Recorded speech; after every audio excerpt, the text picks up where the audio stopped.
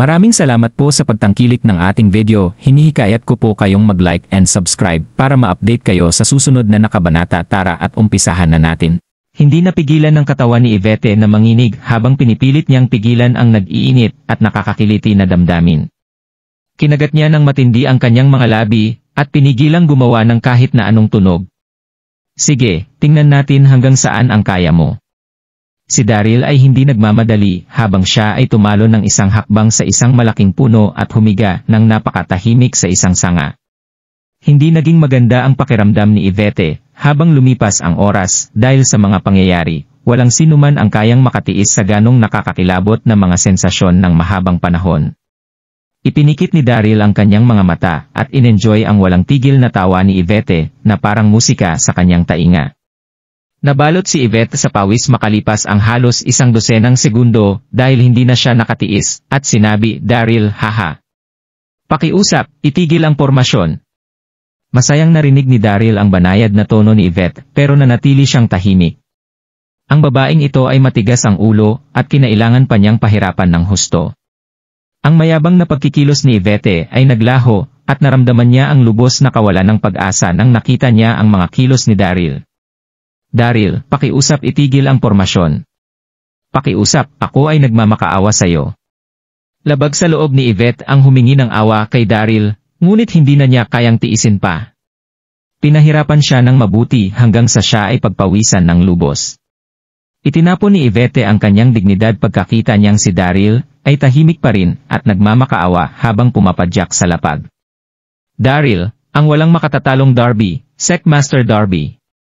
Nagmamakaawa ako sa'yo, maawa ka sakin. Hindi ko na ulit gagawin, pakiusap hayaan mo na akong makaalis. Namula ang mukha ni Yvette na parang apoy. Bilang siya si New World's Princess Yvette, lahat ng makakita sa kanya ay nagbibigay pugay at yumuyuko sa kanya. Hindi niya akalain na balang araw siya ay hihingi ng awa sa isang lalaki. Minulat ni Daryl ang kanyang mga mata nang narinig niya ang mga salita ni Yvette. Sabihin mo sakin kung sino ka ba talaga? Ako ang New World Princess. Nagulat si Daryl at napatingin kay Yvette na tila ba ay hindi makapaniwala sa mga salitang kanyang narinig. Siya ay natahimik sandali. Isa palang prinsesa si Yvette. Kaya pala ang 12 Royals Guards ay nakikinig sa kanyang mga utos. Nagulantang si Daryl at hindi nakapagpigil at tinanong, bakit ka nagpanggap na ako at dinukot ang sect elites? Kinagat ni Yvette ang kanyang labi kasabay ng pagkurap ng kanyang mga mata habang nagpapakita ng ekspresyon na siya ay nagkamali. Akala ko lang na magiging masaya at ang paggaya sayo ay bunga lamang ng aking paghanga sayo. Tingin ko ang Elysium Gate ay napakaganda at ang Indomitable Seckmaster Darby ay napakahusay. Pinigilan ni Yvette ang kiliting nararamdaman at marahang nagsumamo, Seckmaster Darby, hindi ko na ulit gagawin. Hayaan mo na ako makawala. Kumunot ang noo ni Daryl. Pwede kitang palayain, pero kailangan mong sumama sa akin, at maayos na ipaliwanag ang sitwasyon sa mga sects. Pinahiya mo ang mga elites at ipinamukang ang Elysium Gate ang may sala. Ang Elysium Gate ay magiging kaaway ng mga martial artist, pag ito ay hindi na ipaliwanag ng maayos. Sige, sasama ako, okay. Kinagat ni Yvette ang kanyang labi na parang siya ay paiyak na. Sumenya si Daryl at pinatigil ang pormasyon matapos sumangayon ni Yvette sa kasunduan. Sa sandaling yon, biglang may mabilis na yabag ng paa ay narinig mula sa kagubatan. 100 figura ang mabilis na lumipad sa kanilang pangingin. Ang 12 Royal Guards. Nabuhay muli ang diwa ni Yvette nang nakita sila at sumigaw, 12 Royal Guards, dikipin niyo ng mabilis si Daryl. Kailangan niyo siyang makuha. Hindi makasalita si Yvette sa galit dahil sa siya ay napahiya. Napasuko siya bigla sa kadahilanang hindi na niya kayang indahin ang mga pangyayari. Hindi na niya papakawalan si Daryl ngayong ang 12 Royal Guards ay nagsidatingan na. Gusto ni Yvette mahuli si Daryl, pwersahin itong lumuhod at magmakaawa sa kanya. Push! Agad na napatingin at napatitig ang 12 Royal Guards kay Daryl matapos bitawan Yvette ang kanyang mga salita at dali-daling pumunta sa direksyon ni Daryl. Puta! Sambit ni Daryl nang agad siyang lumingon at tumakbo.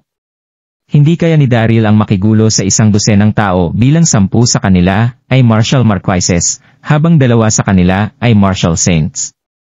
Naisip ni Daryl na hindi niya kakayaning manalo laban sa kanila kahit makipagtunggali siya hanggang sa kanyang kamatayan, kaya ang mainam na solusyon ay ang tumakbo na lamang papalayo. Maaring nanumpa si Daryl na hindi niya kayang tumakbo ng napakabilis sa kanyang buhay. Bagaman, siya ay napakatulin, ang dalawang martial saints ay mas mabilis kaysa sa kanya. Ang Royal Rat Guard ay biglang tumalon at hinarangan ang dinadaanan ni Daryl habang ang kanyang mga kamay ay naghugis claw at susunggab sa direksyon ni Daryl mula sa kanyang dibdib ng walang pasabi. Nako, ito ba ang kapangyarihan ng isang martial saint? Napakasimple lamang ng kanyang pagdaklot pero ito ay talagang nakakatakot. Siguro kung si Daryl ay nahuli, siya siguro ngayon ay palampa-lampa na kung hindi man siya tuluyang namatay. Hindi makahinga ng maayos si Daryl. Hindi na siya naglakas loob pa na harapin ang Royal Rat Guard, kaya naman siya ay umatras na lamang upang maiwasan ang mga pag-atake. Sa sandali ring yon, biglang inatake ng Royal Ox Guard si Daryl na nagmula naman sa ibang direksyon gamit ang isang suntok. Ang suntok na ito ay sobrang lakas at makapangyarihan. Mabilis na napansin at sinubukan ni Daryl umilag sa suntok sa kaliwa, ngunit aba hindi niya ito kumpletong naiwasan at siya ay nagasgasan ng suntok. Isang simpleng gasgas lamang ngunit ito ay nagdulot para si Daryl ay dumura ng dugo. At sa sandali rin na yon, napapalibutan si Daryl ng 12 Royal Guard na umiinda sa sakit at unti-unting nakakaramdam ng kawalan ng pag-asa. Ito na ba ang katapusan? Mahuhuli na ba ako? Panigurado at tiyak na papahirapan ako ni Yvette, hanggang sa ako ay magdusa at mamatay ng tuluyan kapag ako ay nahuli, naisip ni Daryl. Lumapit ka na lang ng tahimik, sabi ng Royal Rat Guard na parang walang pakialam sa kanya, at inabot ang kamay ni Daryl para tuluyang madakip. Hush! Ang mga tunog ng dalawang paputok ay naririnig sa kritikal na sandaling yon at biglang napatingin si Daryl patungo sa direksyon kung saan nanggaling ang tunog at nakita niya na mayroong dalawang figura na mabilis na lumilipad patungo sa kanyang direksyon. Ito ay isang lalaki at isang babae. Itong lalaki ay nakita niyang mayroong payat na mukha, mayroong bughaw na kulay na dragon tattoo sa kanyang lig. Habang ang babae naman ay nakasuot ng maitim na pulang damit sa kanyang payat at kaaya-ayang figura. Silang dalawa ay parte ng Grandmaster Heaven Cult's 4 Guardian Kings, ang Azure Dragon at ang Vermilion Peafowl. Ano ang ginagawa nila rito? Hindi ba dapat sila ay nasa Elysian Island? Si Daryl ay tuliro.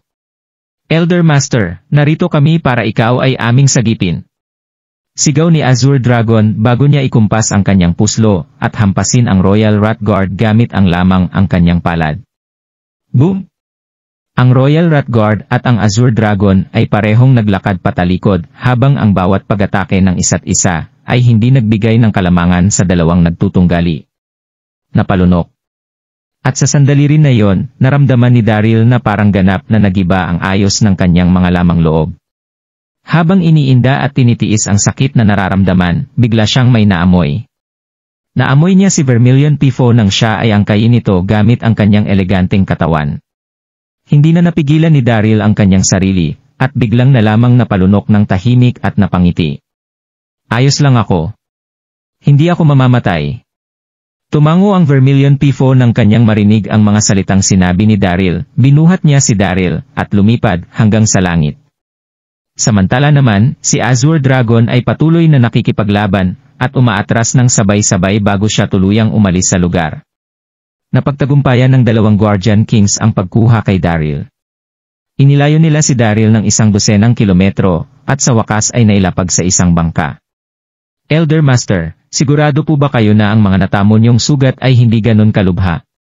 Hindi mapigilan ni Azure Dragon ang mapatanong habang sila ay nakatayo sa deck nang mapansin niya na mayroong dugong tumutulo sa kanto ng labi ni Daryl. Iwinasiwas ni Daryl ang kanyang kamay. Ayos lamang ako. Ayos lamang ako. Bakit nga pala biglaan kayong lumitaw kanina?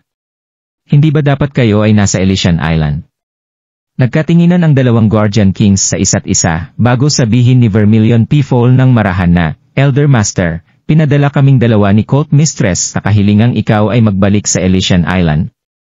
Sa wakas, ngayon ikaw ay amin na namin natagpuan pagkatapos ng napakatagal na paghahanap sa Donghai City.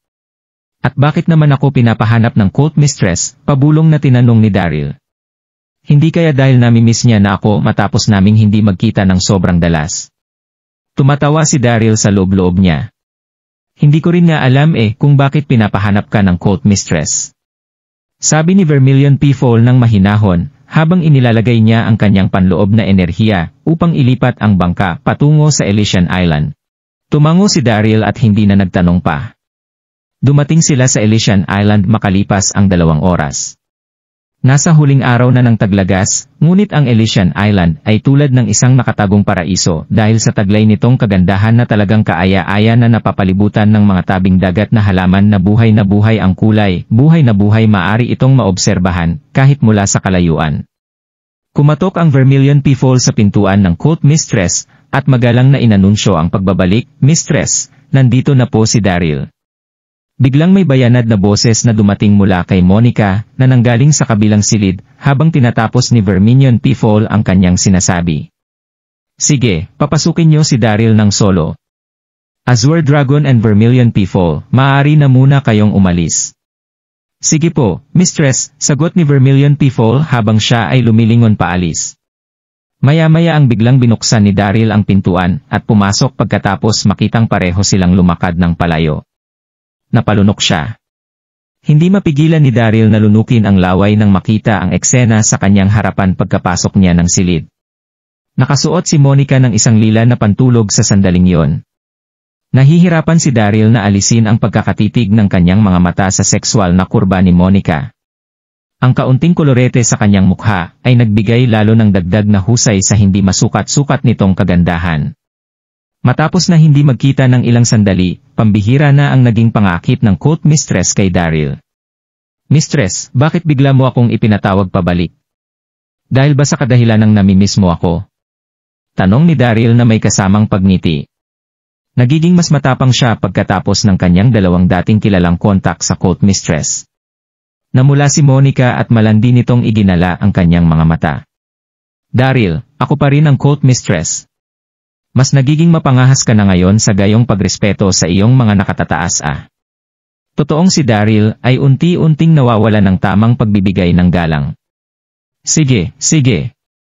Dapat akong sumunod sa iyong mga utos. Unti-unting nawala ang ngiti sa mukha ni Daryl, at hindi napigilan ang sarili na itanong, kung ganon, bakit mo ako hinahanap? Si Monica ang pinakamakatuwiran na babae na kilala ni Daryl at kailanman, ay hindi siya ipahanap nito nang walang anumang kadahilanan.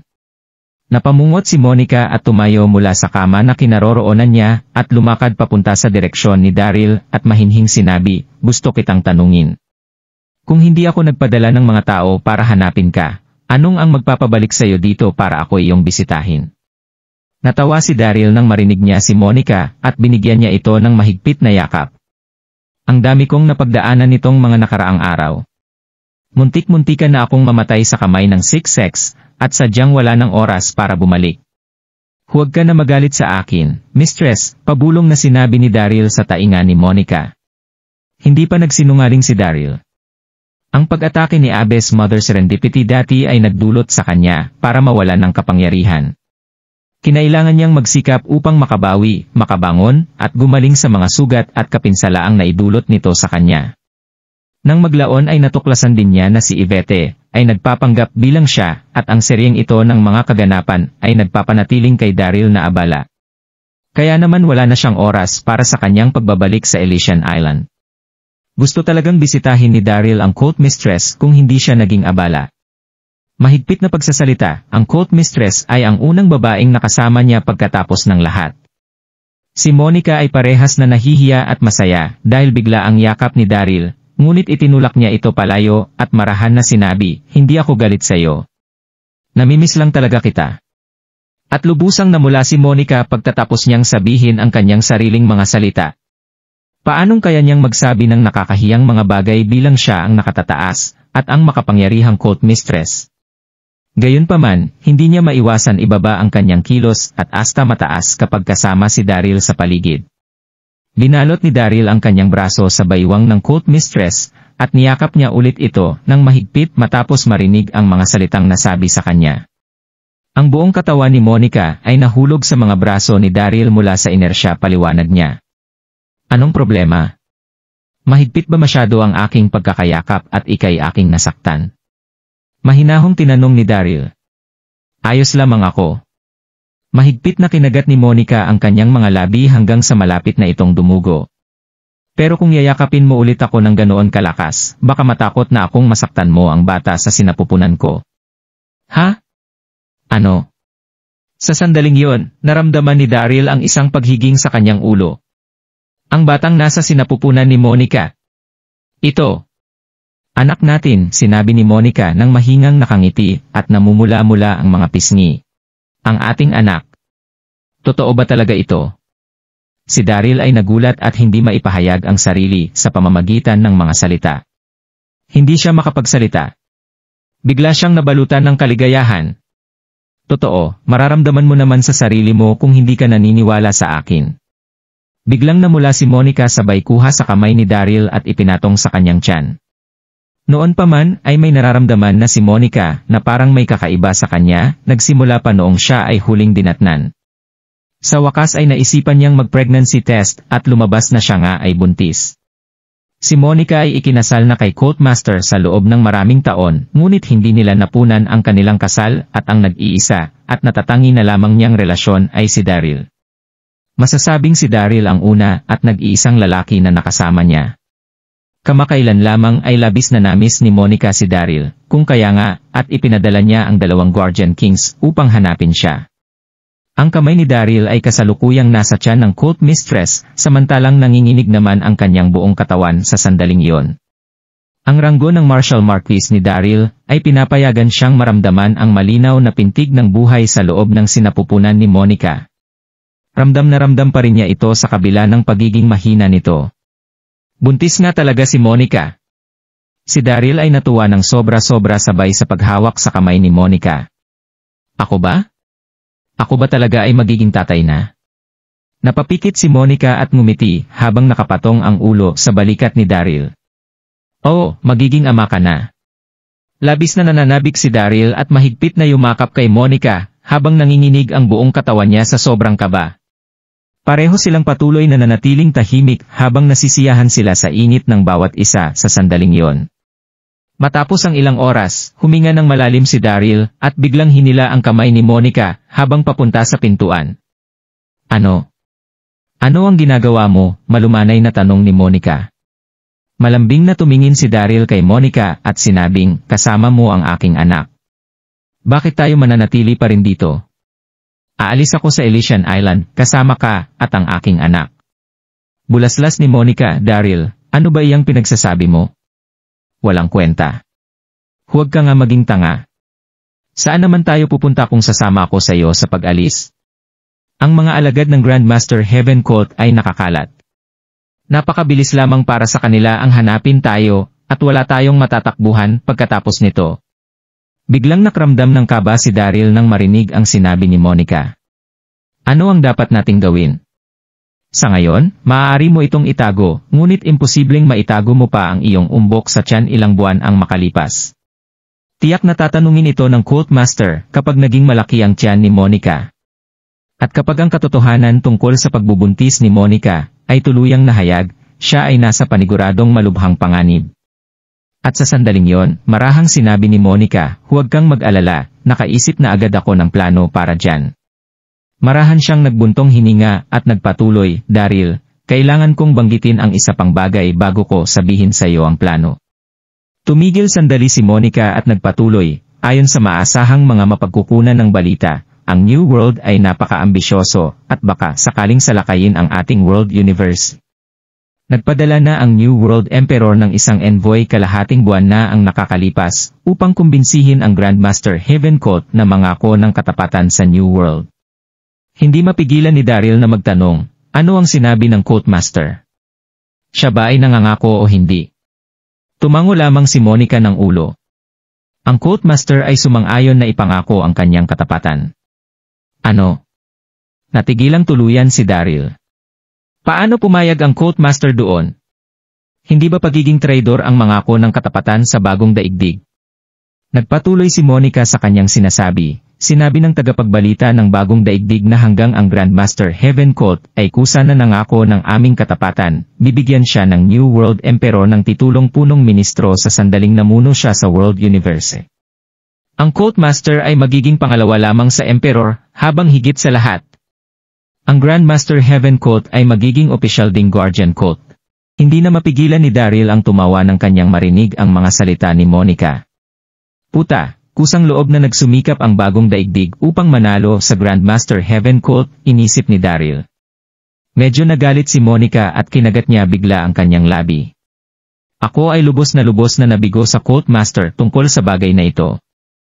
Kahit na ang Grandmaster Heaven Colt ay walang magandang reputasyon, dapat man lang na magkaroon tayo ng sarili nating gulugod.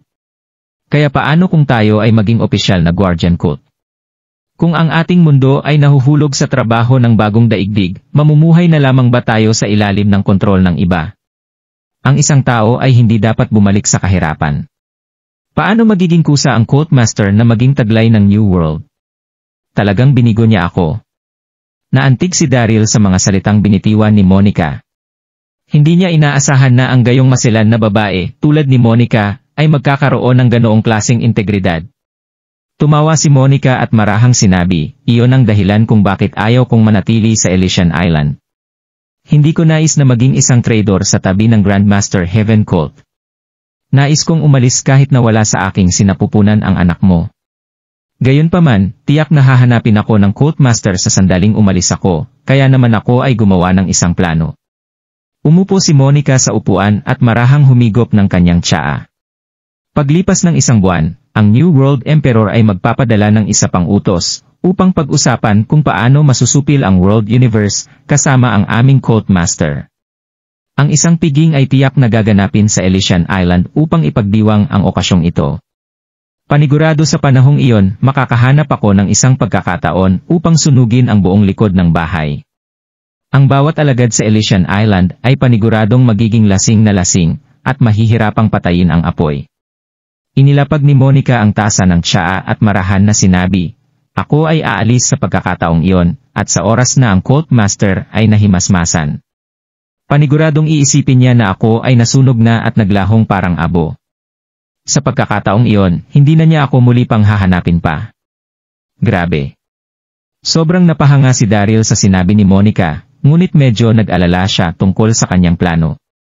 Di ba ito mapanganib? Gayunpaman, dapat sabihin na ang Colt Mistress ay pinakamahusay sa lahat. Marahang binuksan ni Monica ang kanyang mga labi, gagawin ko ito kahit na alam kong ito ay mapanganib. Aalis ako sa lugar na ito dahil hindi ko nais na maging isang traitor sa World Universe o nais kong magpatuloy sa pananatili ng islang ito, ngunit ang pangunahing dahilan na nais ko ay ang ligtas at maihatid ang ating pinakamamahal na anak. Sa sandaling iyon, si Monica ay ngumiti ng malambing at hinawakan ang kanyang tiyan. Hindi na nagsalita ng kahit ano paman si Daryl at tumango na lamang ito. Sige, magkakaroon ako ng isang bangka na susundo sa iyo sa oras na iyon. Okay, mahinang sabi ni Monica, bago pa siya namula ng hindi inaasahan. Daryl, kabilang ako sa iyo mula ngayon. Ikaw ay maaaring magkaroon ng maraming mga asawa, ngunit hindi mo ako maaaring iwanan. Kung hindi mo na ako gusto, pagkatapos nito sa gayon ako ay. Ang boses ni Monica ay naging mas mahina habang nagsasalita, at kalaunan unti-unti ay hindi na naririnig. Ang kanyang mamula-mulang pisngi at ang ekspresyon ay lubos na kaakit-akit at hinila ang puso ni Daryl. Tumingin si Daryl kay Monica sabay ngisi at pabirong tinanong, ano ang gagawin mo? Ang pamamaraan ng Colt Mistress ay tunay na nakakatuwa. Kaibig-ibig na sinabi ni Monica, kung hindi mo na ako gusto, kukunin ko ang ating anak at tatalon ako mula sa isang bangin. Napangiti si Monica sa sobrang pagmamahal habang sinasabi iyon. Tumawa si Daryl at sinimulang asarin si Monica, paano natin malalaman kung ito ba ay isang lalaki? Paano kung ito ay isang batang babae? Galit ako sa iyo, ngunit hindi iyan ang punto. Umibok si Monica habang dahan-dahang tumayo at lumakad sa tabi ng kama bago inutusan si Daryl, halika, at matulog ka sa aking tabi. Nang natapos ni Monica ang kanyang mga sinasabi, humiga sila pareho sa kama, at nagpatuloy, sasabihin ko sa iyo ang isa pang napakalaking lihim. Anong lihim? Bigla na namang naintriga si Daryl at naupo sa tabi ng kama habang hinihimas ang buhok ng cult mistress. Mahinang tumawa si Monica at malanding sinabi, "Patayin mo na ang mga ilaw at pumunta sa ilalim ng mga kumot, pagkatapos ay mag-uusap tayo." Napaluntol si Daryl ng kanyang laway, hinubad ang kanyang damit, at dali-daling pinatay ang mga ilaw bago sumailalim sa mga kumot. "Ano ang sikreto?" Mahinang tanong ni Daryl sa dilim sa ganap na pagpukaw ng kuryusidad. Dahan-dahang hinawakan ni Monica ang kamay ni Daryl sa ilalim ng mga kumot at sinabi, "Narinig ko ang sektang Kunlun na lihim na isinumite sa bagong daigdig." "Ano? Ang sektang Kunlun ay nagsumite na sa bagong daigdig?" Napabuntong hininga si Daryl. Magdudulot ito ng isang malaking kaguluhan sa mundo ng martial arts kung isisiwalat ang lihim na ito. Ang Kunlun sect ay isa sa 6 na orthodox sect na sumasaklaw ng higit sa 1,000 taon mula sa kanilang first sect master, at pagkakaroon ng higit sa 100 henerasyon ng mga sect masters hanggang sa mga nagdaang panahon. Ang mga ito ay isang kagalang-galang na sekta na malawak na iginagalang sa mundo ng martial arts. Hindi kailanman inisip ni Daryl na ang sektang Kunlun ay lihim na isusumit sa bagong daigdig. Tumawa si Monica at nagpatuloy, "Sect master ng sekta Kunlun ay nagsumite dahil binigyan siya ng New World Emperor ng isang lihim na manual na tinawag na madilim na pamamaraan." Ang madilim na pamamaraan. Tahimik na binulong ni Daryl ang pangalan sa sarili. Ito ay tila malakas. Sinabi ni Monica, ang madilim na pamamaraan na ito ay isang masamang pamamaraan na ipinagbabawal na linangin ng mundo ng martial arts noong unang panahon. Ito ay sinabi na upang maayos na malinang ang diskarteng ito, ang isa ay kailangang sumipsip ng espiritu ng isang babae araw-araw. Ang isang babaeng may lakas na espiritu na hinihigop ay hindi mabubuhay ng higit sa isang araw. Ang masamang pamamaraan na ito ay nawala sa loob ng maraming taon. Hindi ko akalain na lilitaw muli ito. Natatakot akong isipin kahit gaano karaming mga kababaihan ang mamamatay pagkatapos na maihigop ang kanilang lakas na espiritu. Ang diskarteng ito ay masyadong mapanlikha dahil kinakailangan nitong tumanggap ng espiritu ng isang babae araw-araw. Hindi ba nangangahulugan na ang isang babae ay isasakripisyo araw-araw para sa Kunlun sect master? Bumuntong hininga ulit si Daryl. Ang marangal na sektor ng Kunlun ay nararapat na manlibak para sa paglinang ng isang masamang lihim na manual, kasabay nito ang pagiging traidor sa world universe. Pakiusap ni Monica, "Daryl, panatilihin sa iyo ang pagkakanulo ng sektang Kunlun. Hindi mo dapat ipaalam sa sinuman na alam lamang bilang cult master, at alam ko ang tungkol sa bagay na ito sa buong world universe." Agad na maghinala sa akin ang New World Emperor kung lumabas ang impormasyong ito. Pagkatapos ay nag-alala si Monica na nagsabing, "Ang aming pangunahing prioridad ngayon ay upang makahanap ng isang paraan para ligtas akong makaalis dito sa Elysian Island. Hindi na kami makakagawa ng kahit anumang mga problema oy." Tumango si Daryl. Huwag kang mag-alala, mistress. Hindi ko nababanggitin ang bagay na ito sa kanino man." Bago natapos ni Daryl ang kanyang mga salita, itinapon na ng cult mistress ang kanyang sarili sa mga bisig ni Daryl at mabilis na sinundan ng isang halik. Sekta ng Kunlun. Ang isa sa 6 na sekta ay matatagpuan sa tuktok ng Kunlun Mountains. Sa sandaling iyon, si Sect Master Leroy Henderson ay nakaupo na nakatuwad sa pangunahing bulwagan ng Kunlun sect habang nakatuon siya sa paglinang ng madilim na pamamaraan. Pinahalagahan ni Leroy ang lihim na manual mula pa noong natanggap ito, at pinag-aralan ito araw-araw. Ang lihim na manual na ito ay tunay na kamangha-manghang, ang lakas ni Leroy ay nadagdagan pagkatapos ng paglilinang. Gayunpaman, mayroong isang sagabal sa lihim na manual na ito. Kailangan ni Leroy na sumipsip ng espiritu na enerhiya ng isang babae araw-araw. Kung hindi man, mamamatay siya sa pagkalasing. Biglang iminulat ni Leroy ang kanyang mga mata. Nakita niyang ang kanyang mukha ay namumutla. Tila nasasaktan siya dahil malapit ng oras na sumipsip ng espiritu ng ibang babae. "Master, kumapit ka lang. Pupunta na ako." Sa sandaling yon, ang isang alagad ay nagmamadaling lumakad na may mahigpit na nakatali na binibini sa likuran niya. "Ano ang gusto mo? Bakit mo ako dinakip?" Sa sobrang takot ng ginang ay biglang nanginig ang kanyang buong katawa. Siya ay isang estudyante sa kolehiyo na dinukot noong bumibisita sa Kunlun Mountain sa noong nakaraang linggo. Naglakad si Leroy papunta sa kanya sabay ngiti, dahan-dahang itinaas ang kanyang kanang kamay, at ipinatong sa ulo ng ginang. Ang isip ng ginang ay agad na naging blangko. Nararamdaman niya ang mga enerhiya ng kanyang katawan na patuloy na pinatuyo. Tiyaske. Ang ginang ay natumba sa lupa sa loob ng isang segundo. Ang kanyang mukha ay namumutla na parang siya ay nawalan. Samantala, bumalik sa normal ang maputla na mukha ni Leroy matapos na makuha ang lakas ng espiritu ng ginang. Ang disipulo ay tumayo sa gulat at kaguluhan bago siya ngumiti na sinabi, "Selanks Master, congrats. Ang iyong kakayahan ay napabuti." Naramdaman ng alagad na ang kapangyarihan ng kanyang Panginoon ay mas malakas kaysa dati. Dahan-dahang binitiwan ni Leroy ang kanyang hininga at palihim na ngumisi. Ang madilim na paraan ay tunay na kamangha-manghang. Pinayagan nitong umakyat si Leroy mula sa isang level 1 na Martial Saint patungo sa isang level 3 Martial Saint sa loob lamang ng isang buwan. At sa sandaling yon, maingat na sinabi ng alagad, "Master, papatayin ba natin ang babaeng ito?" Sumulyap si Leroy sa ginang, napailing, at walang salitang sinabi. "Hindi na kailangan. Itali mo lang siya at hayaang mamatay ng mag-isa. Hindi namin pinapatay ang mga inosente bilang miyembro ng Kunlun sekta." Ang sinumang babae na mayroong kanilang lakas na espiritu na hinihigop ni Leroy ay hindi mabubuhay isang araw. Hindi siya makakatakas sa kamatayan kahit na wala ang kanilang panghihimasok.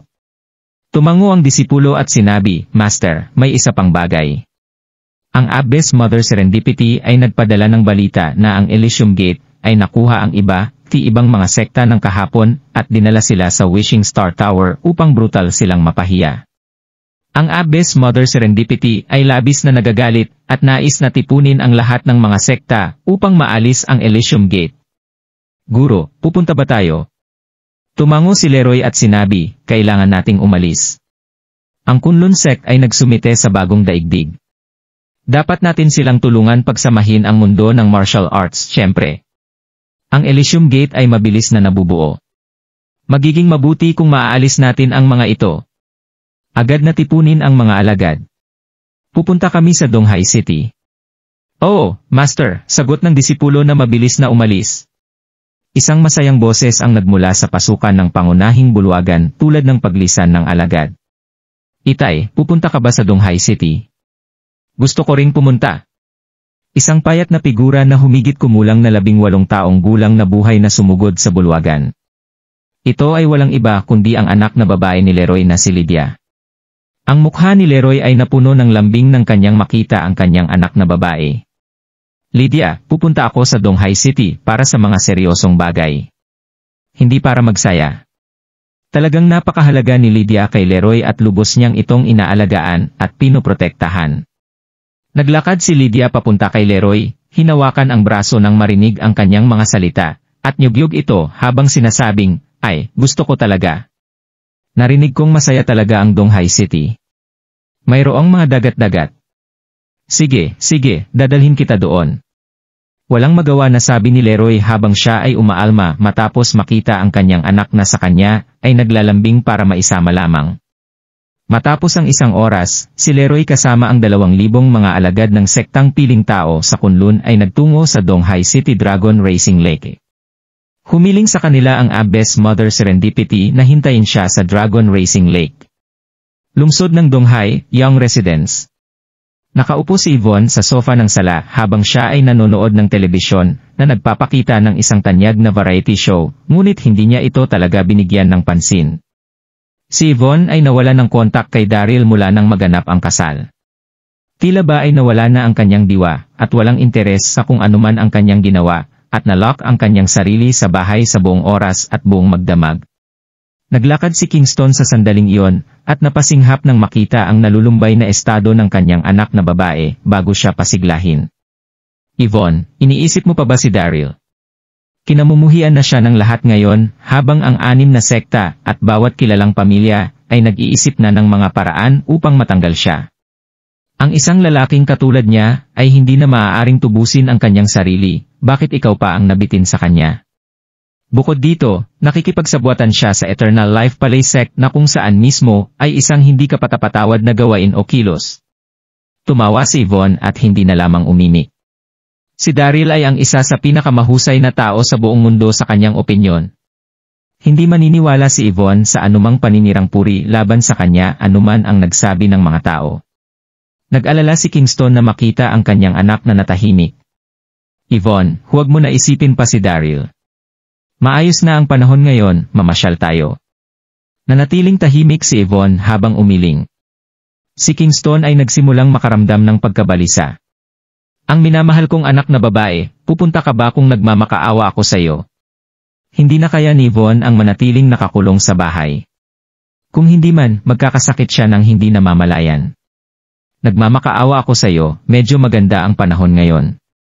Dadalhin kita sa beach, sabi ni Kingston na may umaasang mukha. Bumuntong hininga. Naramdaman ni Yvonne na walang na siyang magawa, at malinaw na sinabi, sige, itay. Hindi mo kailangang ulit-ulitin na sabihin pa. Papalitan ko na ang damit ko, okay? Sige, sige. Si Kingston ay labis na nasisiyahan sa kasunduan nila ng kanyang anak na babae. Pagkatapos ng maraming araw, ang kanyang anak na babae sa wakas ay handa na umalis sa bahay at magpahinga. Makalipas ang 3 oras, sa Donghai City's Dragon Racing Lake. Naglalakad sina Kingston at Yvonne sa tabing dagat sa Dragon Racing Lake. Pamilyar si Yvonne sa Dragon Racing Lake dahil ang mga kilalang pamilya ng Donghai City ay may isang paglalakbay dito ilang buwan na ang nakakaraan. Si Kent ay may isang taong nagpanggap na isang pating sa oras na yon na hindi inaasahang nakakakit ng isang tunay na pating. Gabi na ng taglagas ngunit ang tanawin dito ay talagang nakasisilaw pa rin sa Gallery 20 na maganda pa rin tulad ng dati at pinagsikapan ang lahat na umalis. Anak kong babae. Nakarelax si Kingston nang makita ang magandang tanawin sa harapan niya at nakangiting sinabi kay Yvonne, tingnan mo kung gaano kaganda ang tanawin. Mas gaganda ang pakiramdam mo pagkatapos mong maglakad. Huwag palaging manatiling nakakulong sa bahay. Pinilit ni Yvonne ang isang ngiti at hindi umimik. Magsasalita pa sana si Kingston, ngunit biglang nagring ang kanyang telepono. Kinuha niya ang kanyang telepono at nakita na ang tawag ay mula sa isang antigong negosyante. Hindi malinaw kung ano ang sinabi ng nasa kabilang panig, ngunit talagang nasasabik si Kingston at sumagot, ano? Sige, pupunta ako doon ngayon. Ibinaba niya ang telepono matapos ang kanyang mga salita, at tumingin kay Yvonne. Anak ko, pupunta muna ako ngayon sa Nanyang City. Mayroong isang hanay ng mga antigo doon na sinasabing mga Jade Wars mula sa Han Dynasty Palace. Pupunta lang ako at titingnan, habang magkakaroon tayo ng maraming kita muli kung ang negosyong ito ay isang tagumpay. Tumawa si Kingston at nagpatuloy, manatili ka muna dito, magpahinga, at magsaya. Nagmamadaling umalis si Kingston matapos ang kanyang sinabi sa kanyang anak na si Yvonne. Nanatiling walang malasakit si Yvonne nang makita ang kanyang ama na aalis. Dahan-dahan siyang naglakad sa tabing dagat at hindi mapigilang maisip si Daryl. Naalala niya na hinabol siya ng isang pating sa huling biyahe. Mapanganib ang sitwasyon, ngunit hindi pinansin ni Daryl ang kanyang sariling kaligtasan upang tumayo sa harap ni Yvonne at labanan ang mga pating. Ang sitwasyon sa sandaling iyon ay talagang mapanganib, at si Yvonne ay maaaring namapatay kung hindi dahil kay Daryl. Malinaw na naalala ni Yvonne ang eksena nang pumatay si Daryl ng pating at natabunan ng dugo. Ang isang tiyak na init ay nadarama sa kanyang puso habang naalala niya ang mga sandaling ito. Gayunpaman, nagpakita pa rin siya ng nakalulungkot na ekspresyon. Daryl, nasa Dragon Racing Lake ulit ako ngunit nasaan ka? Naisip ni Yvonne. Haha! Sa sandaling yon narinig ni Yvonne ang isang tawa mula sa kanyang likuran. Tumingin si Yvonne sa direksyon ng tunog at nakita ang isang peres ng lalaki at babae na hindi kalayuan. Dahan-dahan silang lumakad patungo sa direksyon ni Yvonne habang nakikipagkwentuhan at tumatawa. Ang lalaki at babaeng ito ay walang iba kundi ang Abbess Mother Serendipity at Kunlun Sect Master, Leroy. Tinatalakay nila kung paano aalisin ang Elysium Gate. Inis na makita ni Yvonne ang dalawang taong ito. Ang Abbess Mother Serendipity ay may isang bagay laban kay Daryl kahit saan man siya magpunta. Ang pag-atake ni Abby's Mother Serendipity sa panahon ng kasal ay nagdulot ng pagkawala ng lakas ni Daryl at naramdaman ni Yvonne ang isang partikular na pagkabaliw sa kanya na hindi man lang siya kinustuhan ni Yvonne. Sa sandaling yon, nagtago si Yvonne sa likod ng isang malaking bato upang maiwasan ang Abby's Mother Serendipity. Sec Master Henderson, ang Elysium Gate ay talagang kasuklam-suklam. Walang nakita si Mother Serendipity na ina na si Sir Vip kay Yvonne at sinabi kay Leroy. Abby's Mother Serendipity, huwag kang mag-alala. Tutulungan ka ng sektang Kunlun sa pag-aalis ng Elysium Gate. Nakangiting sabi ni Leroy. O tama, nang makuha ni Indomitable Darby ang iba't ibang mga elite ng sekta, paano kanya pinahiya? Mahigpit na kinuyom ng hindi naiwasan ni Abby's Mother Serendipity ang itikom at kuyumin ang kanyang mga kamao ng kanyang maalala ang insidente ng mga araw na iyon. Hindi siya makapaniwalang pinilit ng Indomitable Darby na magpakasal kay Master Leonard. Ito ay isang napakalaking kahihiyan. Ang Abby's Mother Serendipity ay naglakbay sa mga lugar at hindi kailanman nagdusa ng ganoong kahihiyan. Ito ang dahilan na kailangan niyang alisin ang Elysium Gate. Galit na galit si Abby's Mother Serendipity, ngunit naramdaman na hindi nararapat na ipahayag ito at simpleng bumuntong hininga. Huwag nating pag-usapan ito. Sige, hindi ko na ulit ito hahayaang lumabas at mapag-usapan pa, kaagad na sagot ni Leroy. Hindi ko kailanman kayang patawarin ang dalawang Darbys na yon. Sambit ni Abby's Mother Serendipity sa kanyang sarili. Natigilan si Leroy. Yung dalawang Darbys. Bukod sa Indomitable Darby, may isa pang Darby na hindi ka nasisiyahan. Buntong hininga. Isang malalim na buntong hininga ang pinakawalan ng Abby's Mother Serendipity at sinabi, Sec Master Henderson, maaaring hindi mo namamalayan ito, ngunit bukod sa Indomitable Darby, mayroon pang isa pang Daryl Darby na nakikipagsabuatan sa Eternal Life Palace Sect. Nilabag din niya ang hipag at ginalit ang kanyang lolo hanggang sa mamatay. Lahat ay kinamumuhian siya. At ang kanyang mga aksyon ay hindi mapapatawad. Kumunot ang kilay ni Leroy at sinabing, Daryl Darby. Narinig ko na siya ay isang may talento na tao, na talunin ang lahat sa panahon ng Lion Slaughtering Conference. Paano kung may talento siya? Nararapat sa kanya ang kamatayan sa paggawa ng mga immoral na kilos na iyon, malamig na sinabi ni Abby's Mother Serendipity. Tumawa si Leroy. Abby's Mother Serendipity, bakit hindi mo lang siya papatayin at tapos ka na dito? Nakatutulong ka sa mundo sa pamamagitan ng pag-aalis ng isang masamang tao. Walang kagalingan si Mother Serendipity na kinagat ang kanyang labi, at naramdaman na walang siyang magawa sa narinig ang kanyang mga salita. Sec Master Henderson, si Daryl na ito ay isang maswerteng tao. Sinubukan kong patayin siya ng ilang beses dati, ngunit hindi ako matagumpay. Abby's Mother Serendipity, huhulihin ko siya para harapin mo ang sarili mo, dahil galit na galit ka sa kanya, volunteer ni Leroy. Nagdamdam siya ng pagkakasala, matapos sumali sa New World na siyang dahilan kung bakit sinubukan niyang mapanatili ang mabuting pakikipag-ugnay sa iba't ibang mga sekta na higit sa pag-iwas sa kanilang hinala. Ang Abby's Mother Serendipity ay tuwang-tuwa at hindi mapigilang sinabi, oo, magaling nga yon. Maghihintay ako para sa iyong mabuting balita sa kasong iyon. Ito ay magiging isang malaking kagalakan na okasyon para sa Abby's Mother Serendipity kung maaalis niya kay Daryl ang basura. Makapagpahinga ng payapa ang matandang Master Darby sa oras na namatay si Daryl. Nakangisi si Leroy at sinabing, mangyaring maghintay lamang dito, kukunin ko ngayon si Daryl. Sa sandaling iyon, si Yvonne na tahimik na nagtatago pa rin sa likod ng malaking bato na nakaramdam ng labis na pagkabalisa sa marinig ang pag-uusap sa pagitan ng dalawang iyon. Huhulihin ni Leroy si Daryl. Hindi ko hahayaang may mangyari ulit kay Daryl. Ito ang tumatakbo sa isip ni Yvonne. Mabilis na nilabas ni Yvonne ang kanyang telepono at tinawag si Daryl. Tumawag siya sa kanya ng ilang beses, ngunit tila nakapatay ang telepono ni Daryl. Bakit hindi ko dumidiretso ang tawag ko? Paiyak na sana si Yvonne sa pagkabalisa. Hindi niya magawang maabot o makontak ang telepono ni Daryl mula pa noong insidente ng kasal. Hindi na malaya ni Yvonne na ang dati nitong mga pagtatangka na maabot ang telepono ni Daryl na nabigo ay sa kadahilan ng siya ay natrap sa Peach Blossom Forest. Gayunpaman, ang kabiguan sa oras na ito ay dahil ang telepono ni Daryl ay naubusan ng baterya kapag nagpalipas ng gabi sa Elysian Island, sa baybayin ng Donghai City. May isang bangka na pangpang sa pampang, sakay nito si Daryl, nasa wakas ay nakarating na rin sa Donghai City galing sa Elysian Island. Iba ang saya ni Daryl sa nalaman niyang magandang balita. Nang malaman niyang buntis si Monica, hindi maipaliwanag ang saya niya, lalo na at buong magdamag niya itong yakap-yakap.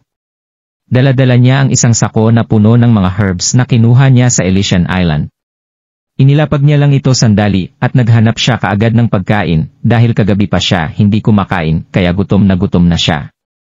Nagtingin-tingin siya sa paligid niya at nang may nakita siyang noodle shop, hindi na siya nagdalawang isip at nagmamadali siyang pumunta doon. Isa nga pong noodles, please, sabi ni Daryl pagkaupo niya sa loob ng noodle shop. Sige, sandali lang, sabi ng may-ari. Nang kunin ni Daryl ang kanyang phone para sana mag-transfer sa may-ari ng pera bilang bayad sa kinain niya, dun niya lang nalaman na deadbat na pala siya. Kaya kinapalan niya na ang mukha niya na manghirap ng charger sa may-ari para makapag-charge muna siya habang kumakain. Habang kumakain, napansin niya ang mga tao sa kabilang table na nakasuot ng pare-parehong mga damit at may mga nakasukbit na espada sa bewang. Sila ang Kunlun Sect disciples. Kanina pa siya palihim na kinukuhaan ng litrato ng mga ito. Sira ulo ba tong mga gagong to? Bandang huli, hindi niya nakinayang magtimpi kaya tinignan niya ang mga ito ng masama at walang emosyong sinabi, bakit niyo ako kinukuhaan ng picture? Hindi naman ako artista ha? Hindi ito inaasahan ng apat na lalaki kaya dali-dali nilang ibinaba ang kanilang mga phone at nagpatuloy sa pagkain na parang walang nangyari. Sa totoo lang, wala naman talagang pakialam si Daryl kaya nagpatuloy lang siya sa pagkain nang walang nakuhang sagot. Sa sobrang gutom niya, natapos kaagad si Daryl kumain sa loob ng 15 minuto.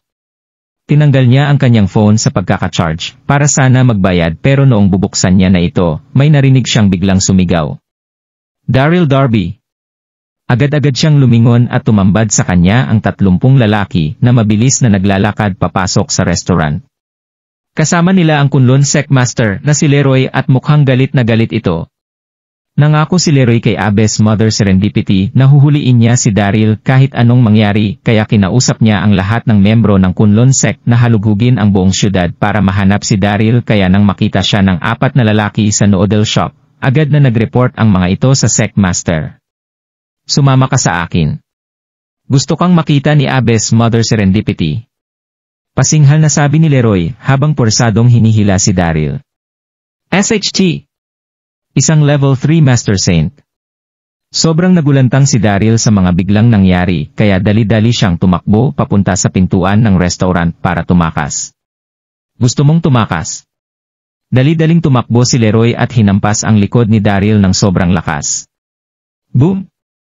Sa sobrang lakas ng puwersa ni Leroy, tumilapon si Daryl sa isang telephone pole kaya pakiramdam niya ay nagpira-piraso ang buong katawan niya at sumuka siya ng dugo.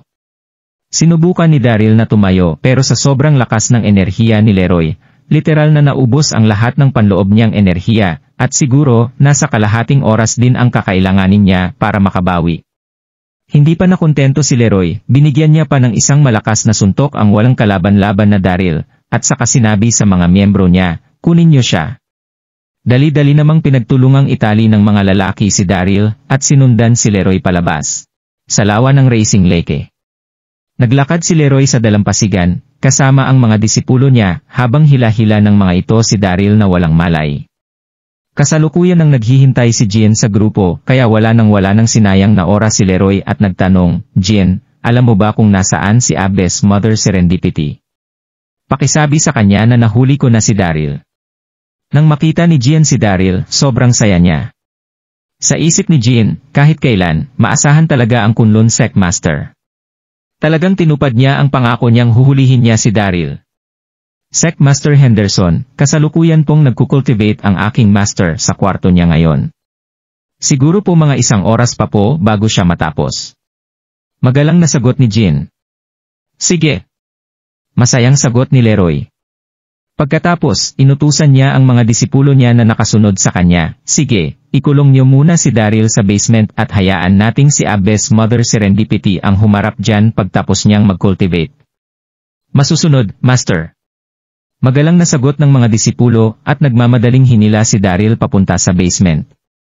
Pagkalipas ng kalahating oras, nagising na si Daryl. Damang-dama ni Daryl kung gaano kasakit ang buong katawan niya noong oras na idilat niya ang kanyang mga mata. PT nang na! Napaka-brutal talaga nung tangang Leroy na yon. Sinubukan niyang tumayo pero napansin niya na nakatali pala ang buong katawan niya. Nagtingin-tingin siya sa paligid niya. Bukod sa mga pader, isang malaking pintuan na gawa sa bakal lang ang nakikita niya dahil walang kabinta-bintana ang kwarto. Pinilit alalahanin ni Daryl ang mga nangyari, at nang maalala niya ang sinabi ni Leroy na si Abbess Mother Serendipity ang nagpapahuli sa kanya, biglang bumilis ang tibok ng puso niya. Kailangan kong makatakas kaagad. Pero paano? Walang ideya si Daryl kung paano siya tatakas, at noong oras na yon may narinig siyang mga yabag ng paa na sa palagay niya ay papalapit sa kwarto kung nasaan siya. Creak! Hindi nagtagal, may isang balingkinitang babae ang pumasok. Ang buong akala ni Daryl ay si Abbess Mother Serendipity ang pumasok kaya napapikit siya, pero laking gulat niya sa nakita niya nang sandaling dumilat siya. Si Yvonne! Kanina, narinig ni Yvonne ang sinabi ng Kunlun Sectmaster na huhulihin nito si Daryl, kaya kanina pa siya naghihintay sa lawa ng Dragon Racing. Hindi makapaniwala si Daryl noong oras na makita niya si Yvonne, kasi hindi pumasok sa isip niya na makikita niya si Yvonne sa ganung lugar at pagkakataon. Matagal na noong huling beses na silang hindi nagkikita pero hanggang ngayon, sobrang ganda pa rin ni Yvonne. Pero sobrang laki ng pinayat nito at mukhang sobrang lungkot. Yvonne, anong ginagawa mo dito? Hindi mapakaling tanong ni Daryl. Mamaya ka na magtanong, aligagang naglakad si Yvonne papunta kay Daryl para kalagan ang tali nito. Daryl, okay ka lang? Nasaktan ka ba? Nag-aalalang kinapa ni Yvonne ang mukha ni Daryl para tignan kung nasugatan ito. Yvonne. Okay lang ako. Sagot ni Daryl na nagpipigil ng iyak. Sobrang laki talaga ng pinayat. Bakit sobrang laki ng pinyat niya? Ano ba talagang nangyari sa kanya? Noong oras na yon, hindi na napigilan ni Yvonne na yakapin si Daryl at bigla na lang siyang humagulgol. Akala ko, hindi na kita makikita ulit. Sobrang namiss kita. Umagat gabi, si Daryl lang ang nasa isip ni Yvonne, at nangangarap na magkita sila ulit kahit sandali lang, kaya ngayon na nasa harapan niya na ito, hindi niya na napigilang umiyak. Sige, sige. Sa sobrang awa kay Yvonne, niyakap rin ito ni Daryl ng mahigpit. Pero imbes na tumahan, lalo lang umiyak si Yvonne. Saan ka ba nagpunta? Bakit hindi mo man lang ako tinawagan? Alam mo bang sobrang namiss kita? Sobrang namiss kita.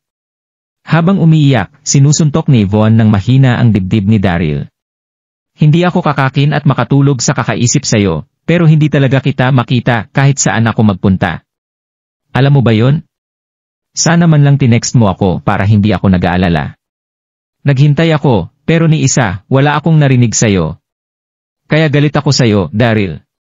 Galit na galit ako sayo. Hindi maipaliwanag ni Daryl ang nararamdaman niya pero sobrang nakonsensya siya sa mga sinabi ni Yvonne.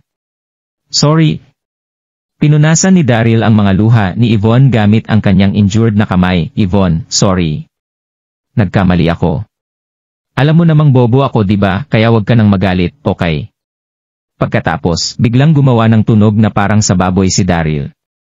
Kaya ang luhaang Yvonne ay biglang sobrang natawa. Sige na nga, hindi na ako galit.